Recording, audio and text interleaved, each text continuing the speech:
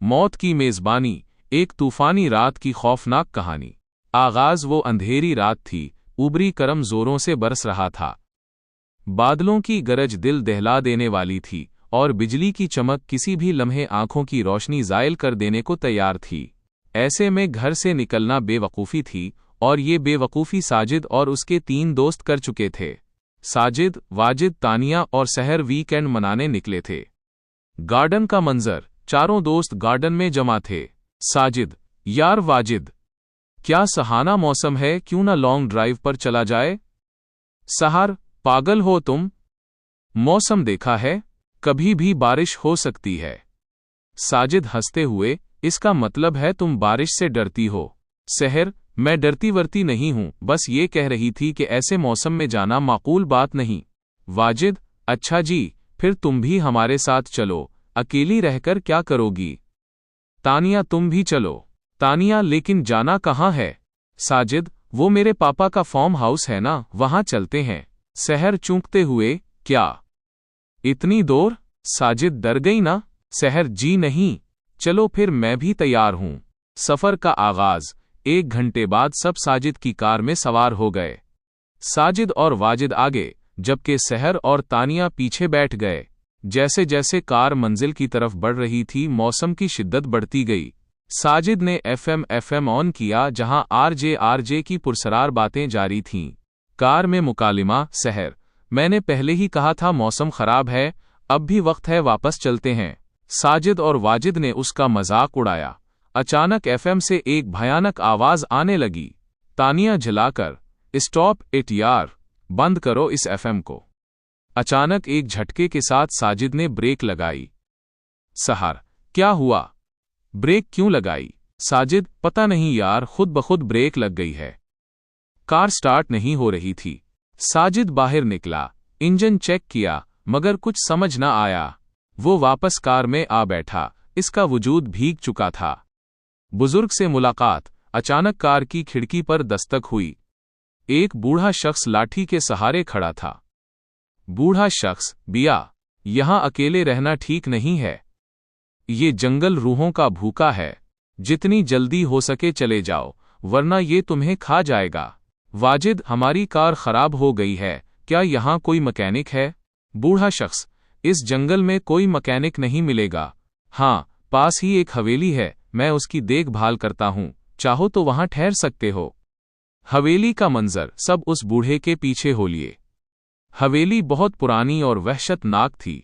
बूढ़ा शख्स कैंडल्स देते हुए, ये लो, यहां रोशनी सिर्फ उन्हीं से होती है, और याद रहे, चाहे कुछ भी हो जाए अपने कमरे से बाहर नहीं निकलना। वो एक अजीब हंसी के साथ गायब हो गया। कमरों के वाकयात, सब अपने अपने कमरों में चले गए। तानिया का कमरा, तानिया ने अलमारी खोली तो एक भयानक मखूता मास्क उस पर गिरा। उसे कदमों की आहट सुनाई दी। वो कमरे से बाहर आई तो देखा कि वहां कोई दरवाज़ा नहीं था, सिर्फ दीवारें थीं। वो चलाने लगी। साजिद का कमरा, साजिद को महसूस हुआ कि कोई उसके साथ लेटा है। वो बाहर निकला और वाजिद का दरवाज़ा खटखटाया, फिर सहर के कमरे से चीख सुनी। वो तानिया के कमरे में गया तो वो भी वहां नहीं थी। वाजिद का कमरा, वाजिद ने अपनी शर्ट उतार कर फेंकी, जो किसी ने वापस उसके मुंह पर उछाल दी। उसने खिड़की बंद करना चाही तो उसके बाजू पर खून की बूंद गिरी। दीवार पर उसे एक खंजर का साया नजर आया। खौफनाक इंकिशाफ। तानिया, साजिद और सहर राहदारी में मिले तो सब खौफजदा थे। साजिद, यहां रुकना खतरे से खाली नहीं, वाजिद को लेते हैं और निकलते हैं। अचानक साजिद को महसूस हुआ कि उसके पांव गीले हैं। बिजली चमकी तो देखा कि फर्श पर खून था, जो वाजिद की लाश से आ रहा था।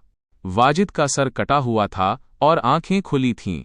हैरत अंगेज मोड़, वो भागकर नीचे आए तो सामने से वाजिद आता दिखाई दिया। वाजिद, कहाँ जा रहे हो तुम सब? साजिद, दूर हटो, तुम वाजिद नहीं हो सकते, हमने तुम्हारी लाश देखी है। वाजिद, यार तुम कैसी बातें कर रहे हो, मैं वाजिद ही हूं। अंजाम, दरवाज़ा बंद हो चुका था। एक साया नमूदार हुआ, जो कभी साजिद कभी सहर की शक्ल बदल रहा। हर तरफ चीखें गूंजने लगीं।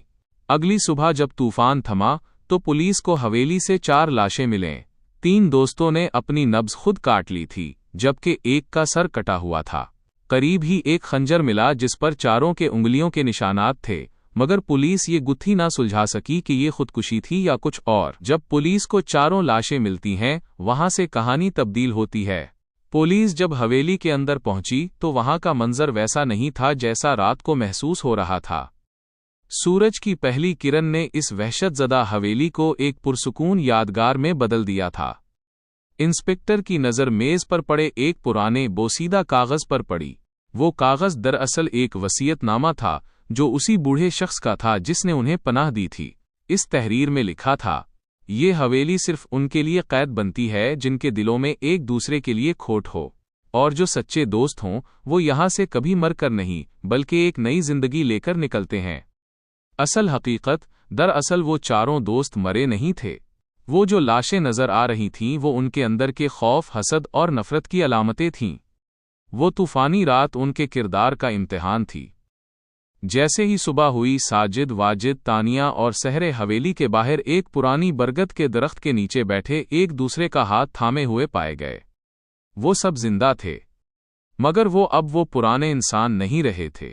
اس رات کے خوف نے انہیں سکھا دیا تھا کہ زندگی کی اصل خوبصورتی ایک دوسرے کا ساتھ دینے میں ہے۔